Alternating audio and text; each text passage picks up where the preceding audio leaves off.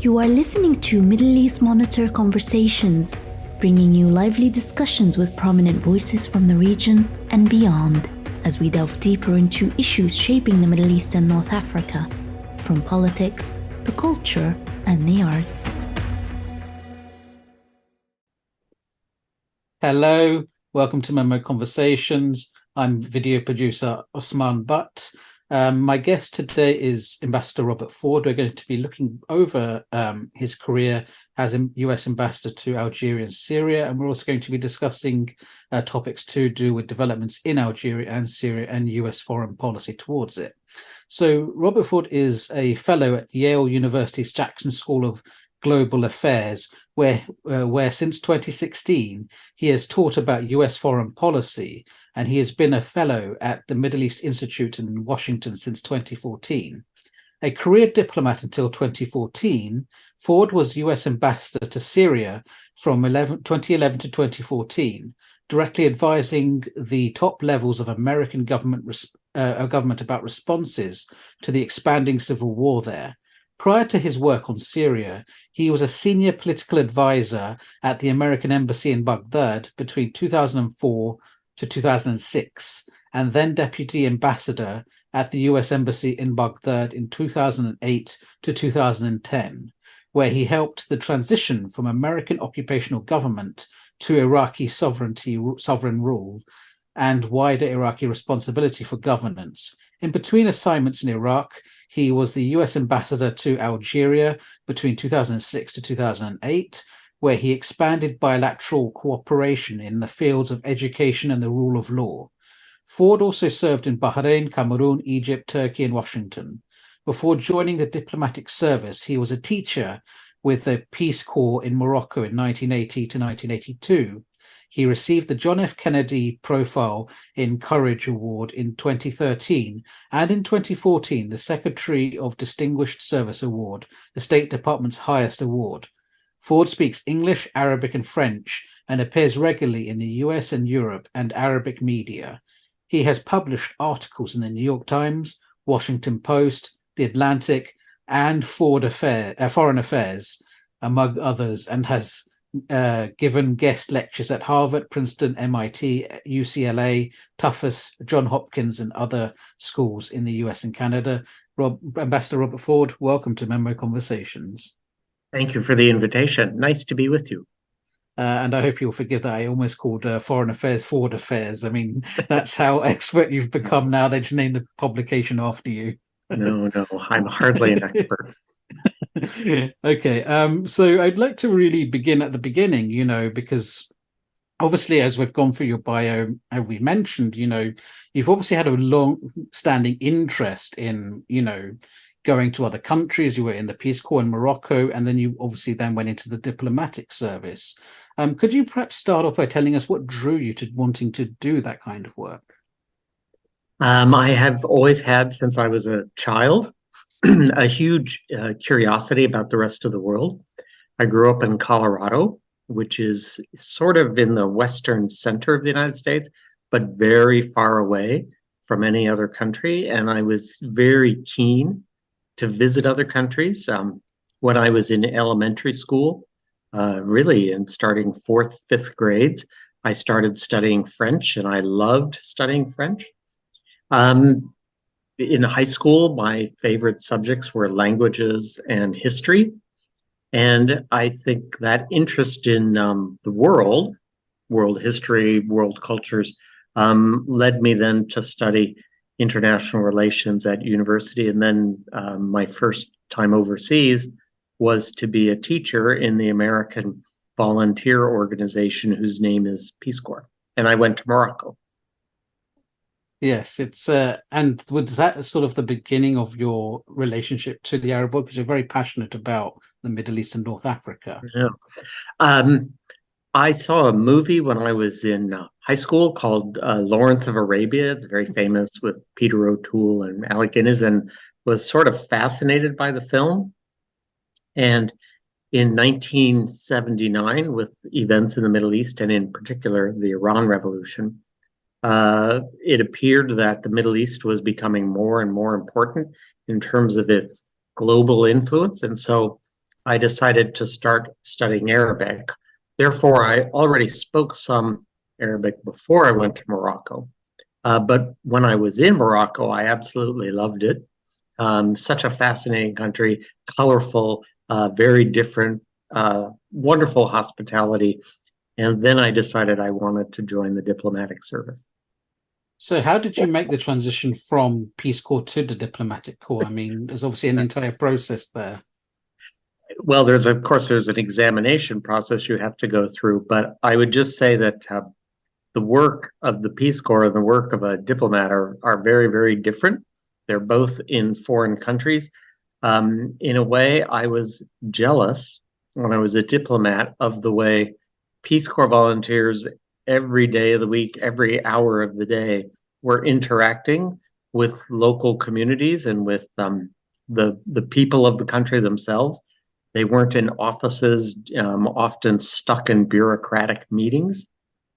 And I think, if anything, distinguished my early career as a diplomat, it's that I was known as someone who would try to get out of the embassy building as much as possible and go down to the streets or go out and meet people and not just be stuck in the building with the other Americans. That caused a sort of friction between you and others in the embassies that you were in. Also caused friction, very frankly, with some of the host governments who, because of their authoritarian instincts, were very suspicious of foreigners going around and talking to people. And I certainly drew the interest, for example, of Egyptian intelligence, because I would go out and talk to people about how they viewed the economy in Egypt, or I'd go out and talk to them about how they were handling price inflation. I worked in the economic office of the American embassy in the late 80s and beginning of the 1990s. And the Hosni Mubarak government was very suspicious of Americans asking questions.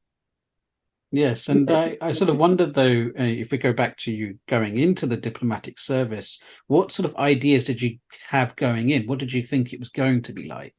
Oh, so I initially had this idea that we were like negotiating peace agreements, and we were mediating disputes, and it was sort of this, I would actually call it almost ridiculous, idealized view of American diplomats as peacemakers. And the job is significantly different from that.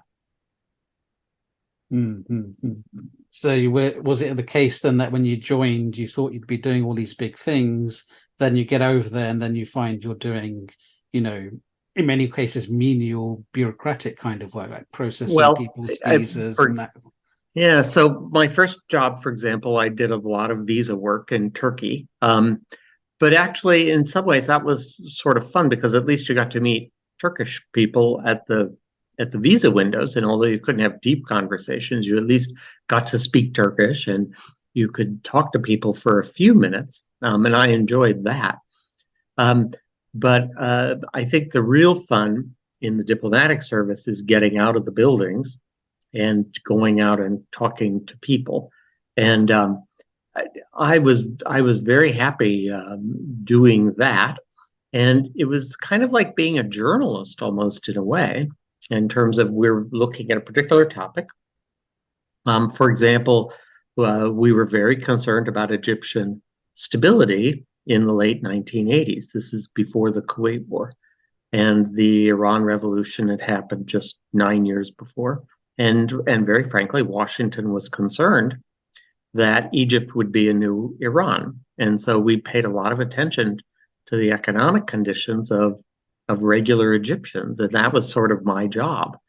And that was fun. So I used to write reports, for example, about whether or not Egyptians would be able to afford the sorts of foods that they like to eat during Ramadan, during their futur, and or for the big feast of Eid al-Adha, where many people would buy a sheep. Used to go down to the sheep markets and talk to the sheep sellers about prices and who was buying and how was it compared to the year before and what was the outlook. And so it was interesting to me. I liked it, but it was not like negotiating peace between Israel and its neighbors or anything like that. Bartering over sheep prices is the essence of US foreign policy. Yeah, I actually was offered sheep many times to buy. I always turned it down. Would that have been considered a conflict of interest if you had taken a sheep from Egypt? I don't think we would have known where to put the sheep in our apartment. Yes, I can imagine. But what did doing all of this, going out and doing all of these things at this time, what did that really teach you about the world and what people valued? Great question. What I would say is a couple of things. I'd say first, we don't really understand very easily how those societies work. And it's important to be careful. Second thing I would say is that people need hope. People need hope. And in general, people want to focus on family. People want to focus on their immediate lives. I didn't find a lot of, for example, Egyptians who wanted to have big, deep conversations about world politics when they were trying to buy food before Ramadan's festive evenings.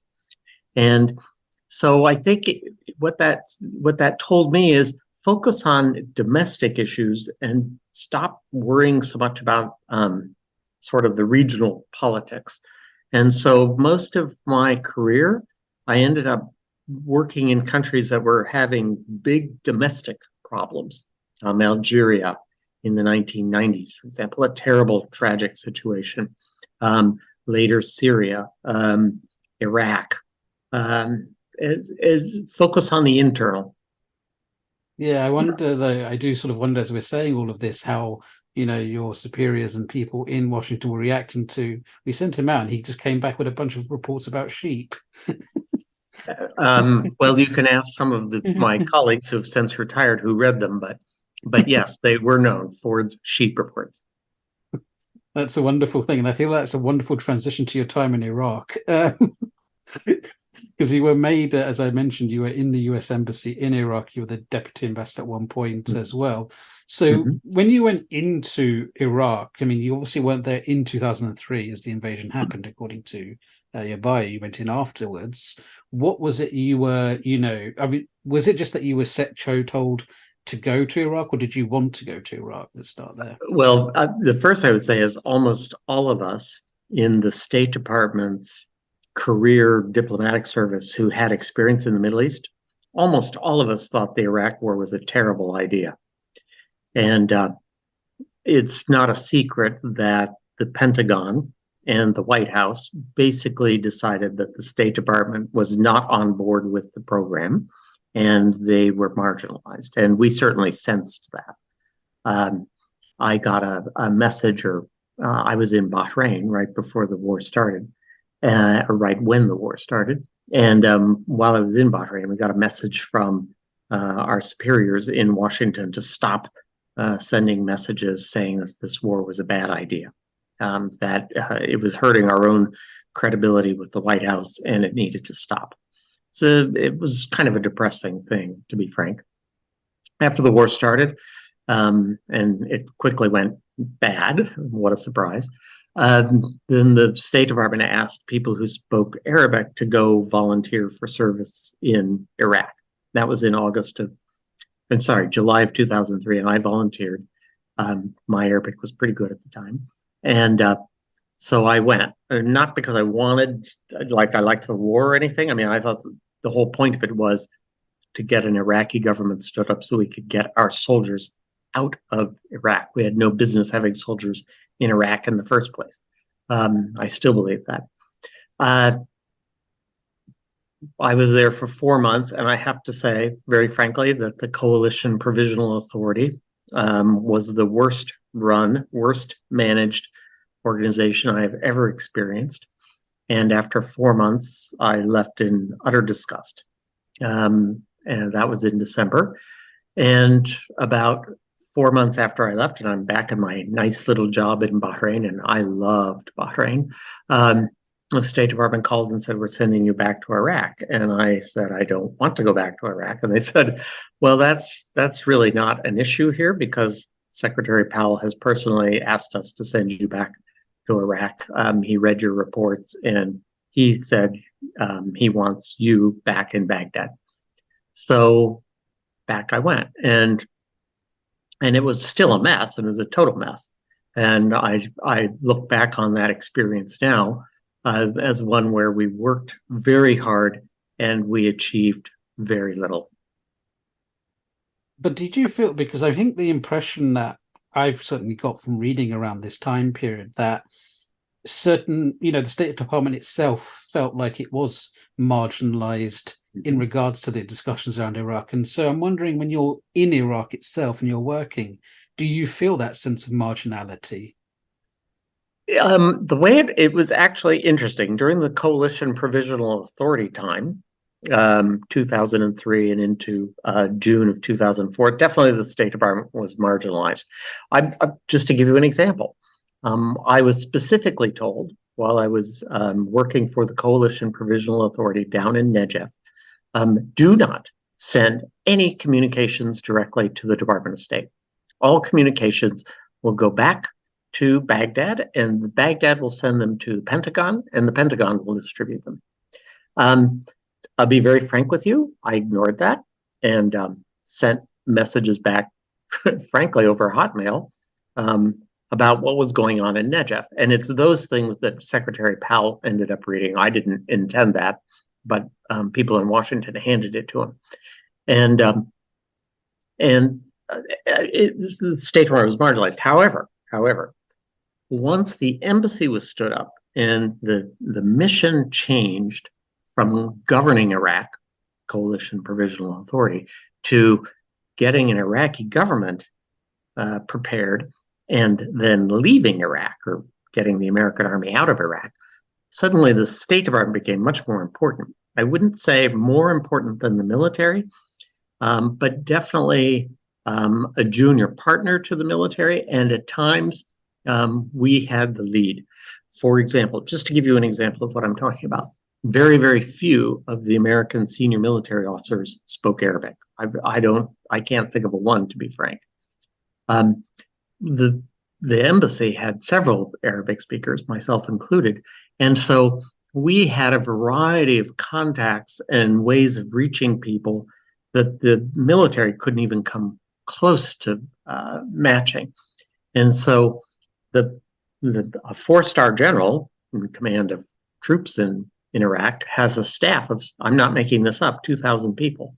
It was the staff of that general, not even counting the fighting soldiers or the logistics or any of that, just the command was bigger than the embassy itself.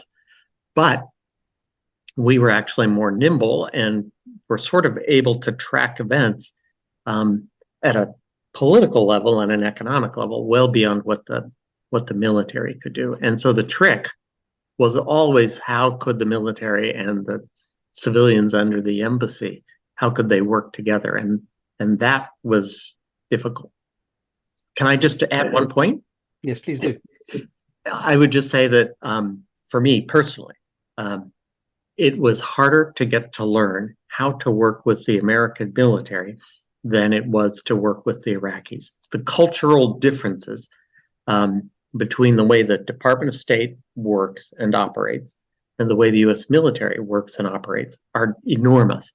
And I was pretty accustomed to working in the Middle East by then, but I had never worked so much with the U.S. military. And from little things to big things, it was an enormous adjustment. Could you perhaps give us an example of this kind of friction that you're talking Sure. about? Yeah. Sure. I two right off the top of my head. The State Department, we're civilians. So if a meeting is called for, let's just say the meeting is at 1:30. In the State Department, if you show up to a 1:30 meeting at 1:31 or 1:32, nobody's really going to say anything. It's just kind of understood. You might be a minute or two late because you're busy. The military, by contrast, the meeting starts at 1:30. You are supposed to be there at about 1:26 or 1:27. And if you show up at 1:30, you're essentially late. And God help you if you show up at 1:32. It is, I don't want to say it's frowned upon. I mean, it makes people angry. So that was just that little thing. People like me who run perpetually a minute or two late, it was a gigantic adjustment. Give you another example, more serious. The military, large organization, logistics, getting people from point A to point B to point C with the supplies they need. It's a gigantic planning operation. They have to have different pieces in different places at different times. So they are very sophisticated in the way they plan. And they have lots and lots and lots of people who do planning. The State Department is a small organization. Most embassies don't have more than about maybe a dozen people who do any kind of like going out of the building and working and interacting with people at a normal sized embassy. And so the planning is just necessarily much smaller scale. And it's not, frankly, as important. Most of it is kind of people have it in their head that, I have to do this on Tuesday, and by Thursday I need that, and next week I'm going to be doing this.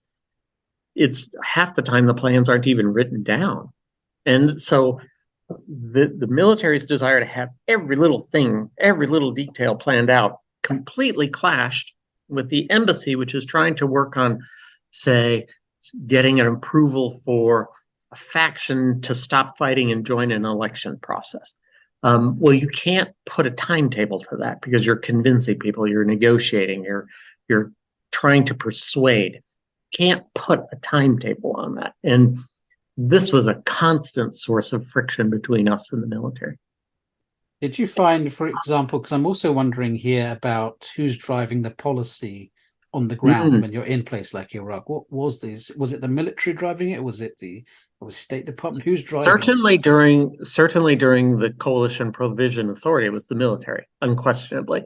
By 2004, and especially 2005, when there was a whole transition plan to go from an Iraqi interim government that essentially depended entirely on us. This is the government that was headed by then interim Prime Minister Ayad Alawi, to a fully functioning and completely independent Iraqi government. The timetable was about 2 years. Once that timetable was put in place, there were two tracks. There was a security track turning security responsibilities over to the Iraqi security forces. That was the U.S. military's lead. But all of the political processes in terms of elections, in terms of assistance to stand up capable ministries, to do training, to provide equipment, to provide economic support, that was very much the embassy's lead. And the trick, and it was a trick, I emphasize, remember the two cultures I was talking about, was to get the military and the State Department to work together. Frequently, they did not. But at some point as well, you sort of transition away from Iraq and you go to Algeria, which, is it's obviously a very different place because you're now the ambassador, I believe, to Algeria. Tell me about that time, being made ambassador to Algeria and what you sort of found when you went there. So I had worked in Algeria during the mid-1990s, during what the Algerians call the Black Decade, the Décennie Noire. It was a terrible, terrible civil war. We don't know exactly how many people were killed, but most people estimate somewhere in the neighborhood of 100,000. Nobody really knows. And that was a very sobering experience. That was the first time I'd ever been in a place where there was like real fighting and real war. And it was very sad. It was very sad. After my first long tour in Iraq, the George W. Bush administration, I will say they were pretty nice to me since I had volunteered to go and stay and all that. So they said, well, Robert, we're going to make you an ambassador. We'll make you an ambassador in Algeria where you worked before. So I went back to Algeria, and the situation 10 years after I had left during the Civil War was immeasurably better, immeasurably. And then President Bouteflika's amnesty programs had brought the level of violence way, way down. And Algerians were, people weren't afraid. There was terrible fear when I was there running the embassy's political and economic offices in the 1990s. And that was nice to see, just that people could live and breathe more easily. But of course, the country then and now still has serious economic problems. Political freedom is severely curtailed. And there's a frustration there, which is sad. It's not the Americans' job to fix that. And really only Algerians can fix it. So we can help on the margins. For example, we set up some English language teaching programs and training programs to help prepare some young Algerians for an international labor force, the international labor market. But Algeria has a long road to go. Yes, but I imagine when you sort of go there, you're still going out. I imagine you're still doing this tours, but now as ambassador across the country. Oh yes, much more fun actually.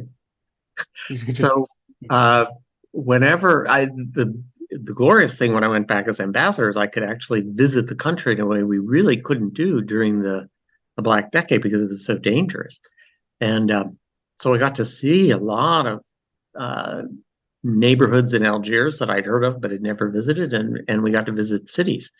Tlemcen, which is a big city on the Moroccan border, has absolutely stunning architecture, just beautiful Islamic architecture, fabulous.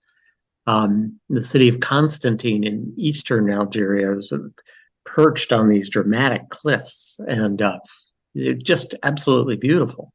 And I got to visit, for example, the tomb of the Prophet Muhammad's soldier who first conquered North Africa for the Muslims. And he's buried in Sidi Oqaba, which is down in not southern, but kind of south central Algeria. So for me, history buff, to be able to see that and to visit people, that was great. People were always very nice when the American ambassador came. They must have been, yes, because otherwise it wouldn't keep going.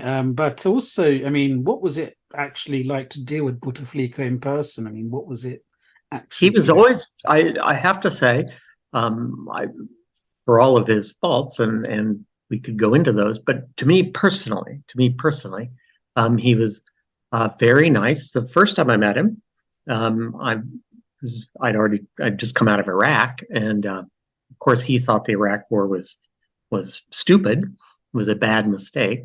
Personally, I did too, but I couldn't say that to him, since that my job is to represent U.S. policy. So we talked about the war in Iraq, and he was not sharply critical the way his prime minister at the time, Belkacem, was with me, but he made it clear that he thought the Americans were wrong, but he also made it clear he wanted to improve U.S.-Algerian bilateral relations, and he said he and his government would be prepared, to work for that. I would just say on a personal note, when I first sat down with him, he said, I know you speak French, and he said, and I know you speak Arabic. Which language do you want to speak in?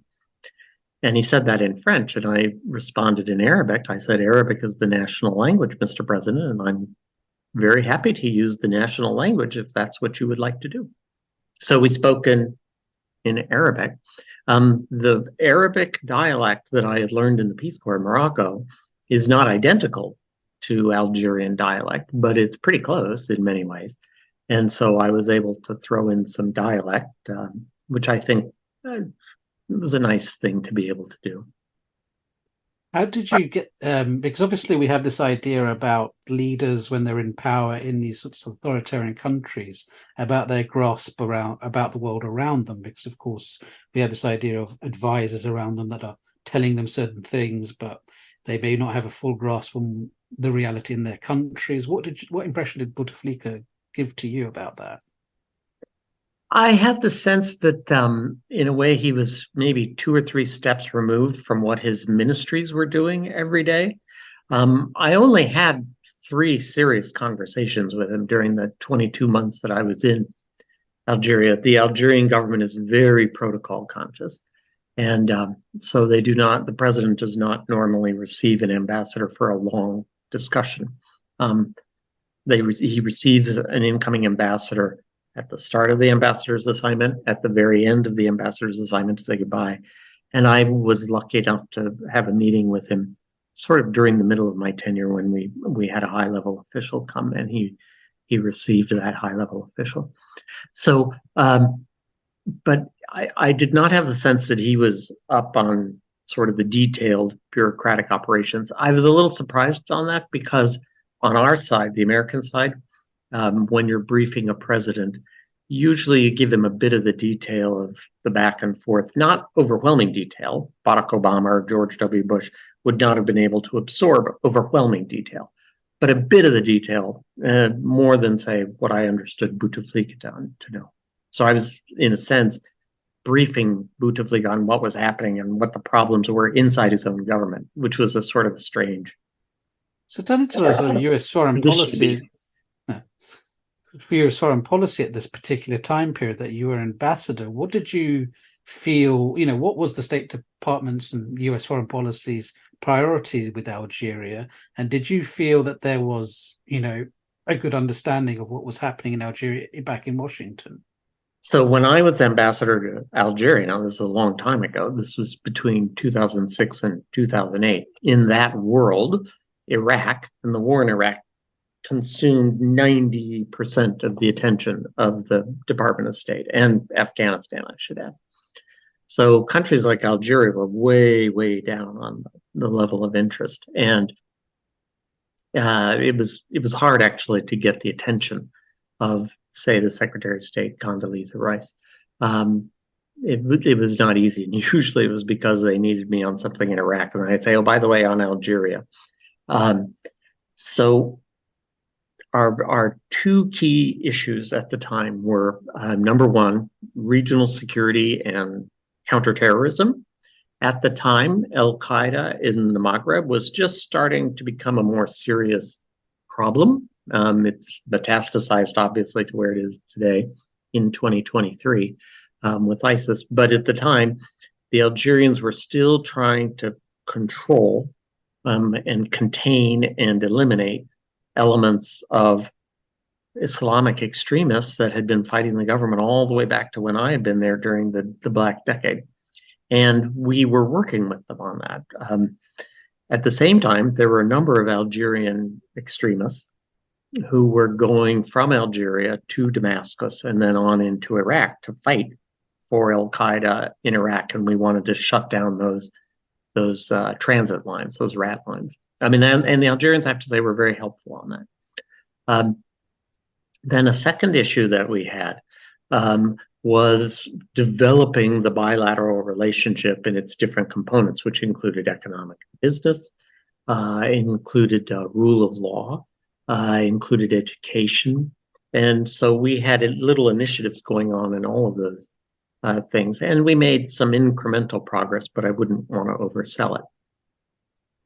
Now, I imagine that there might have been some tension there then, because, of course, as you've mentioned, things like the rule of law is something the US Embassy was talking to Algeria about. But when Algeria obviously deals with, whether it's the extremists we've mentioned or whether it's political dissidents, there's a tendency to obviously, to do things that are against the law in most countries, which includes torture and that kind of thing. So how did you sort of deal with that kind of thing? So what we offered to the Algerians and to the justice minister was training for judges and also for judicial staffs so that they could triage their inboxes, their caseloads. One of the things which American companies, for example, told us is if you get into a legal commercial dispute in Algeria, it takes years to settle. Not necessarily because the system is corrupt, although there was problems of corruption, but that's not what the American companies were talking about with commercial law disputes. They just said they drag on, and it becomes a distraction and a problem. So we talked to the justice minister about, are there ways to speed this forward through arbitration or through settlement outside of court channels so that the judge doesn't have to spend days and weeks on trial hearings? And the justice minister was very open to looking at that. So we actually did set up a program to sort of help speed through the caseload in the Algerian court system. I would also just mention when I was there, related to that, again with the Justice Minister, but also with the Interior Ministry, we opened an FBI office in Algeria as part of our effort to better coordinate on counterterrorism. So I did raise human rights regularly when I was there, especially with the Prime Minister, but also with President Bouteflika. Bouteflika was more subtle. He's more of a diplomat than his Prime Minister was. And the Prime Minister and I got into several very public spats about that. Not that I was looking for publicity, but when he would accuse us of interfering, and he did, I would simply say, well, you have acceded to the United Nations Universal Charter on Human Rights. And because you did that, you subscribe to these principles on human rights, and it is perfectly reasonable for other countries that also acceded to it to call you out when you violate those norms. That's the purpose of the charter. So they didn't like that very much. What would you say, now thinking analytically now, this feeling about Algeria is today? Because, of course, as you've probably, as you've been monitoring and seeing, the Algerians today seem to play an even bigger role in their region than they did, when you were ambassador. They're important for Europe in terms of natural gas, especially after Russia's invasion of Ukraine. They're also involved in places like Mali as well, because, of course, when the French withdrawal and the French are now, taking Algeria more seriously, they held a meeting there last year, the CMOC meeting. So there's a sense that Algeria is sort of ascending in certain ways. What is your reading of that?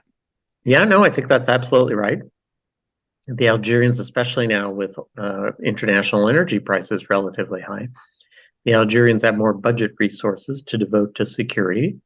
And so their military is the biggest in North Africa. And much of this battle against essentially ISIS in the Sahel, the Algerians are helping, and the Americans appreciate that. I think with the events in Mali and Niger, the importance of Algeria may only grow in terms of that regional cooperation against extremists. And on that, I think Algiers and Washington are very closely aligned. I will also say that this is I'll explain a little bit of how bureaucracy works to your listeners. Algeria is in the Department of State and the Department of Defense, both in its Middle East division. North Africa and the Middle East are sort of lumped together. And the Africa divisions at the Pentagon and at the State Department are different. And so Mali, Niger, Cameroon, Nigeria, those are all in the Africa division, whereas Morocco, Tunisia, Algeria, Libya are all in the Middle East division. It's actually bureaucratically can be kind of challenging to get the two bureaucratic entities, the Middle East part of the State Department and the Pentagon, to work cooperatively with the Africa divisions of the State Department and the Pentagon. It wasn't until I was ambassador, for example, that anyone from the Africa Bureau of the Department of State ever visited Algeria to talk about regional security issues. And I remember when I first suggested it, the people in the Africa Bureau were a little puzzled by it. Eventually, it took 6 months to get someone to come out and talk to the Algerian Foreign Ministry and Defense Ministry about how the Americans and AFRICOM were looking at regional security issues. Yes, I can. It's kind of interesting because these countries are. May I add one point to that? Yeah. Yes, please do. The Algerians, of course, had a terrible, bitter, very bloody war of independence against France in the end of the 1950s up to 1962, and up to 1 million Algerians died in that terrible war.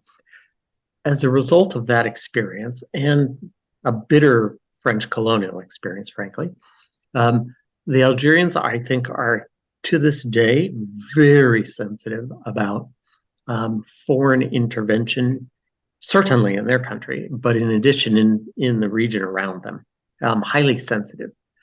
And so when the American African Command was first established, the Algerians were extremely suspicious.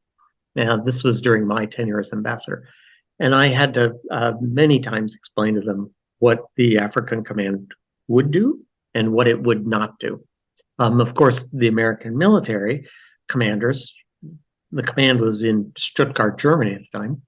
They wanted to just come down and talk to the Algerians themselves and just explain it. Very American approach.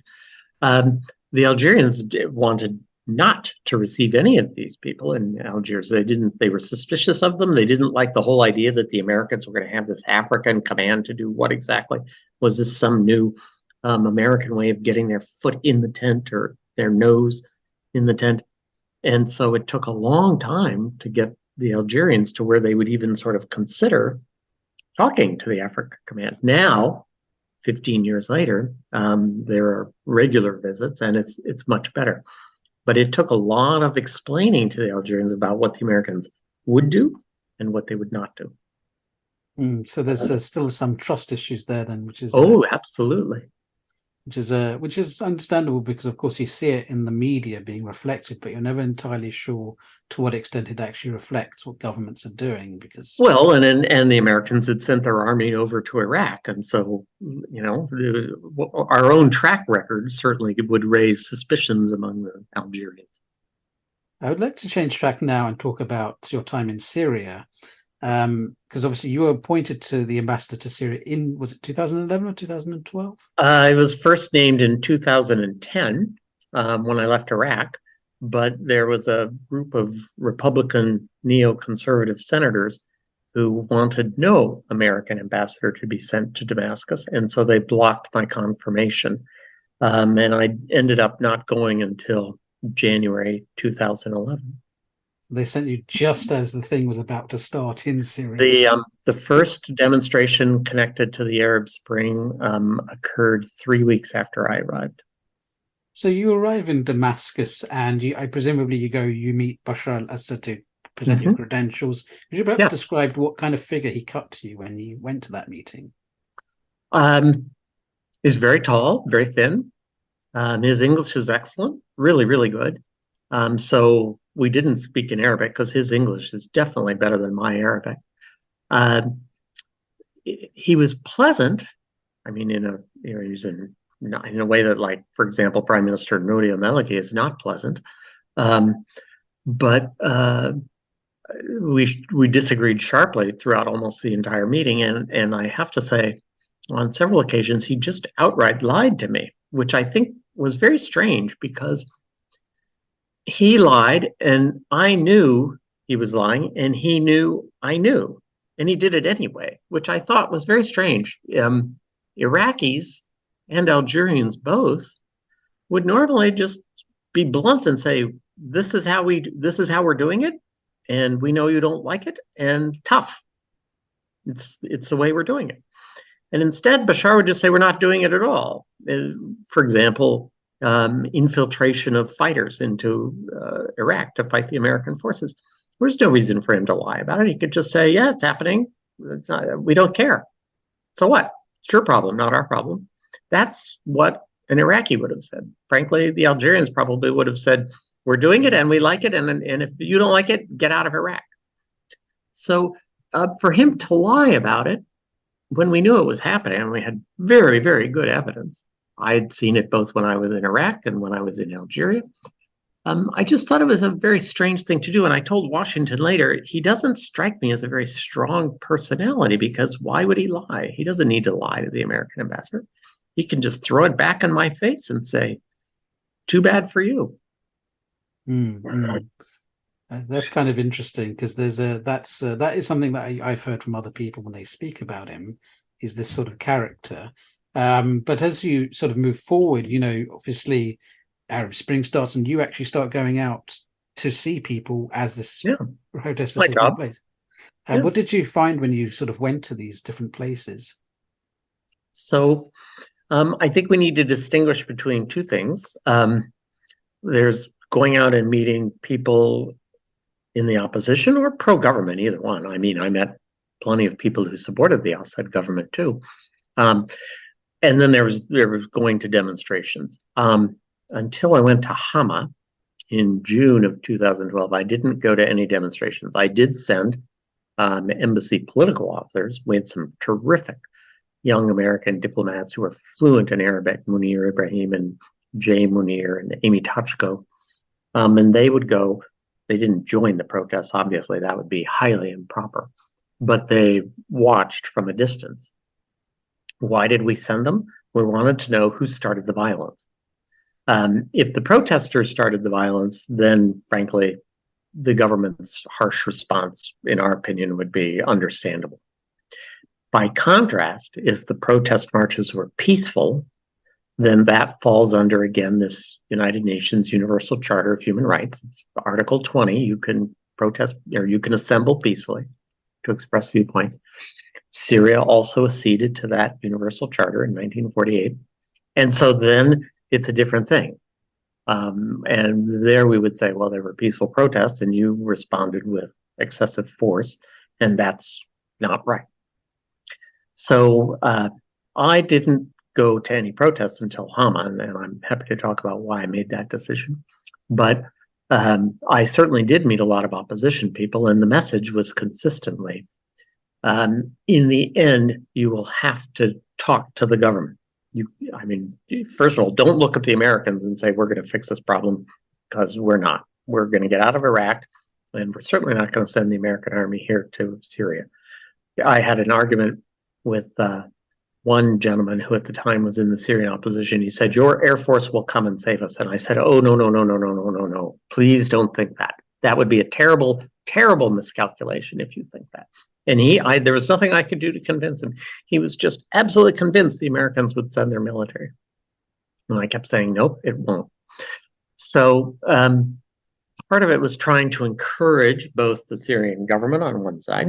And so I met people like Buthaina Shaban and the foreign minister at the time, Walid Muallim, and President Assad's national security advisor, a guy named Abu Wail, General Khairbek, pretty tough guy, and others to say, you need to talk to the opposition. You can't just repress. This is not Hama 1982 all over again, where Bashar's father completely crushed an uprising in the city of Hama, and the world got no pictures. The world never found out just how bad it was.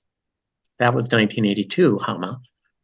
2011, 2012, everybody had their cell phones, and it was on YouTube and Al Jazeera within hours. And so warning the Syrian government, you'll be totally isolated if you continue this path. And then on the other side, the opposition side, you have to talk to them. You need to figure out a list of demands that are reasonable and negotiate it. What would be the response when you did talk to the Syrian government about these things that you've noticed, these atrocities? What was their sort of response to you behind obviously closed doors? So it changed over time. Initially, in say March, April, and May, the response was, the president is very unhappy about those casualties and has issued instructions. And I have people like Buthaina Shaban and Walid Muallim constantly reassured me on that. I'm not making this up. The Syrian foreign minister in one meeting where I went in with my French and British colleagues, their ambassadors, the three of us went in to talk about the expanding bloodshed. This was in May of 2011. The three of us went in together. We thought it might have a little more impact if the three of us went together, raised this. And I distinctly remember Walid Muallim saying, looking right at me, and said, help us set up a dialogue with the opposition. And I was just absolutely shocked. I could never have imagined, for example, in Algeria, that the Algerian government would ever ask such a thing. It would be a gigantic infringement on their sense of sovereignty. And I was so surprised that Walid Muallim asked that I sort of said, wait a minute, are you saying you want our help setting up a dialogue? Did I understand you correctly? And he said, yes, absolutely. We need that help. And I said, that would be, a lot of countries would be really upset about that. And he was like, no, I'm serious. We really want that help. Buthaina Shaban emphasized the same point. This is in May. However, once the governments sort of decided that there was really only the sternest, harshest level of force was going to suffice, I think a decision that was made by August, their tone changed. And it was basically, if you have anything to do with the opposition, you're against us and you are hostile. And so at that point, it was actually quite difficult to have any conversations with them.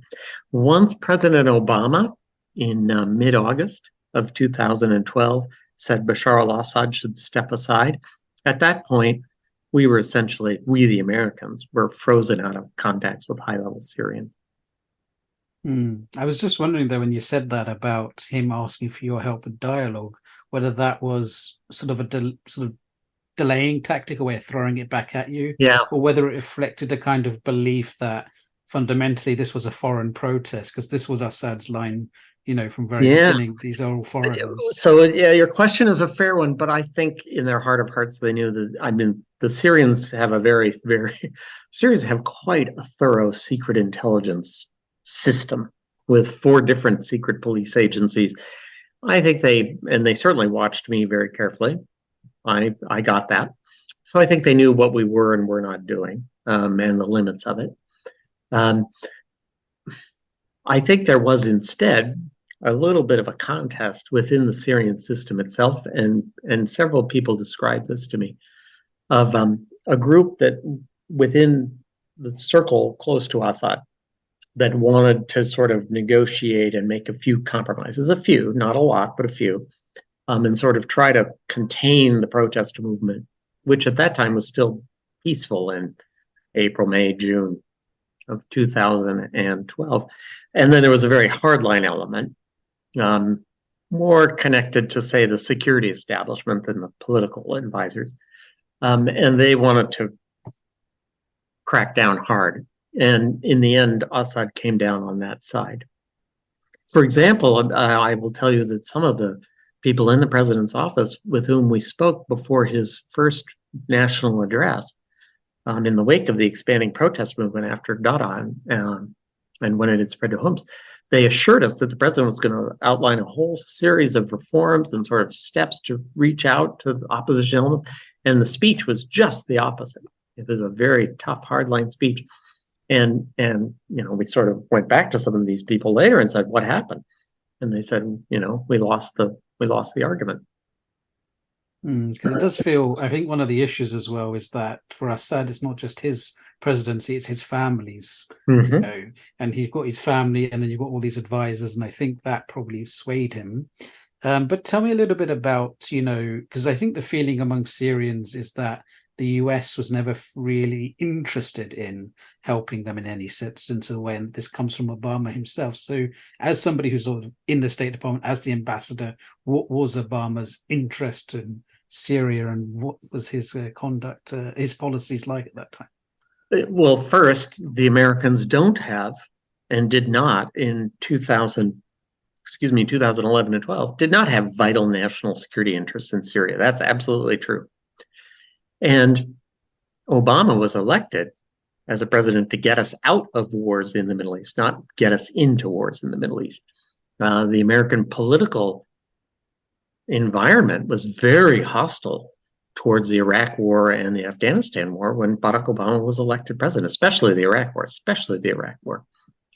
So the idea that the Americans were going to launch some new military crusade in Syria was just out of the question. And I tried really hard to explain that to the Syrian opposition. They frankly didn't want to believe it. It's too bad. We did want a negotiation to sort of resolve the crisis peacefully. And so the foundational document for the Obama administration was, at this time, 2012, 2013, was the Geneva I agreement that Ban Ki-moon negotiated with then Secretary of State Hillary Clinton and the Russian Foreign Minister Sergei Lavrov, with support from the Arab League, Turkey, European states. And it was called the Geneva I Communique, which called for a negotiation between the government on one side and the opposition on the other side to form, by consent on both sides, a transition government with full executive authority. And that's what we were trying to achieve the entire time I was the ambassador to Syria, to get to a conference, a peace conference between the opposition and the Syrian government under United Nations auspices, not under our auspices, under the United Nations auspices, Special Representative, Secretary General, to form that transition government. And we finally did get to the conference in January and February of 2014. It took a year and a half, in part because the opposition was very slow to organize and get a negotiation, agree to negotiate. And it fell apart almost immediately because the Syrian government would not even discuss political transition, much less make concessions, compromises. And it fell apart by February of 2014, and I resigned and left 2 weeks later. So for my sort of last question then, because I don't want to combine two questions, which was, what do you make of US, foreign policy in the Middle East today and how things are being handled by the Biden administration?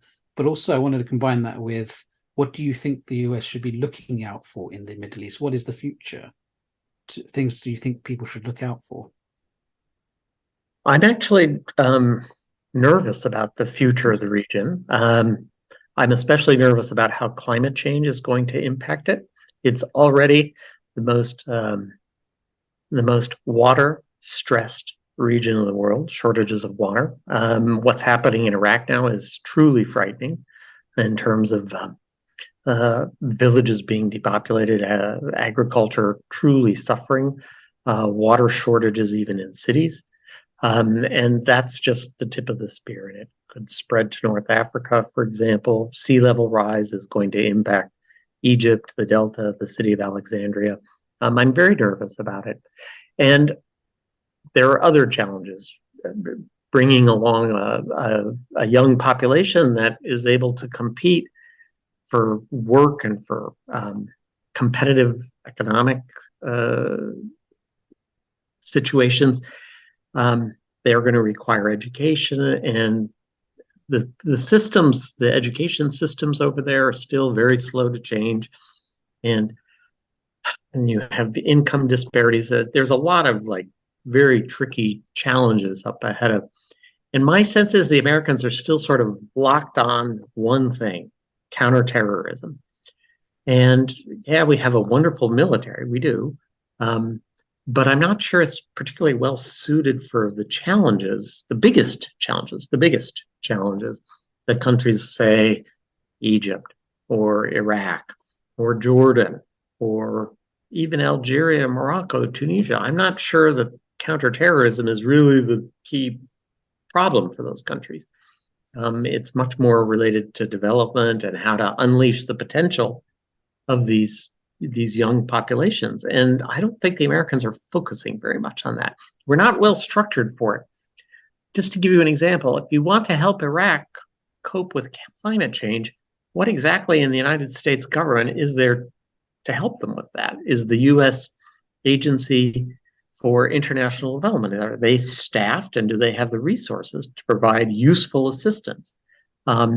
If it's bringing education systems up to world standards so that young Algerians don't have to get on little boats and try to float to Spain to find work, the Haragas, and there are thousands of them, and they drown at sea. It's a tragedy. Is the American government structured to help the Algerians, at Algeria's request, I underline that, to help them transform those school systems? Now, part of it is, governments in Iraq and elsewhere have to be, willing to work on climate change with us. Is the Algerian government willing to work with us? Is the Egyptian government willing? I don't know. That's what diplomats talk about. But I don't think, even if they wanted a lot more help, I'm not sure the Americans are either in the mindset or are bureaucratically set up to provide help where it's needed most. Ambassador Ford, thank you for talking to us at MEMO Conversations. Oh, it was my pleasure. I hope I didn't go on too long. And to our audience, thank you for tuning in. Please do tune in next time for more MEMO Conversations. This was Middle East Monitor Conversations, brought to you by the Middle East Monitor in London.